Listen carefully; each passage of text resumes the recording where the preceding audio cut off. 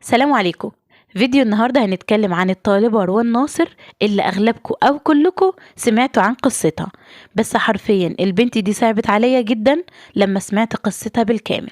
الطالبة روان ناصر، البنت دي عندها 22 سنة في جامعة الزقازيق، بالتحديد بالظبط في كلية العلوم.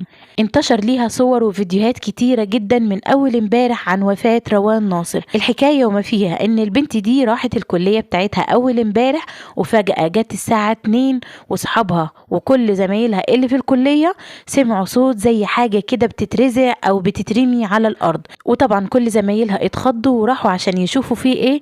لقيوا ان الطالبة روان ناصر مرمية من الدور الخامس. متخيلين ان البنت اتحدفت من الدور الخامس للدور الأرضي، وحرفيا كان المنظر رهيب ومرعب جدا. كل اصحابها وكل زمايلها لما شافوها، في اللي صوت وفي اللي كانوا بيسعفوها وفي اللي كانوا بيحاولوا ينقذوها، علشان البنت حرفيا كان منظرها رهيب جدا. البنت حرفيا كانت سايحة في دمها والمنظر كان رهيب جدا. كل اصحابها لما شافوها بالحالة دي فضلوا يصرخوا ويقولوا اتصلوا بالإسعاف خليهم ييجوا عشان يسعفوها.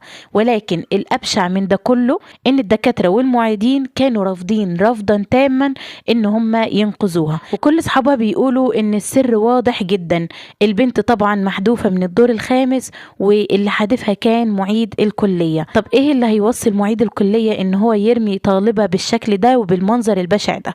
بيقولوا ان البنت دي ماسكة عليه فيديوهات مش لطيفة في الموبايل بتاعها، فحب ان هو ينتقم منها فرماها من الدور الخامس. وبمجرد ما البنت اتحدفت من الدور الخامس، في غمضة عين التليفون او الشنطة بتاعتها بالتليفون بالبطاقة الشخصية اتسرقوا منها. طبعا الموضوع ده فيه لغز كبير قوي بجد. الواحد مش هيقدر يقول غير حاجة واحدة بس: حسبنا الله ونعم الوكيل في الناس اللي زي كده واللي بتفكر بالسلبية دي. البنت راحت ضحية، حسبنا الله ونعم الوكيل. ربنا يصبر أهلها يا رب ويرحمها ويجعلها من الشهداء بإذن الله.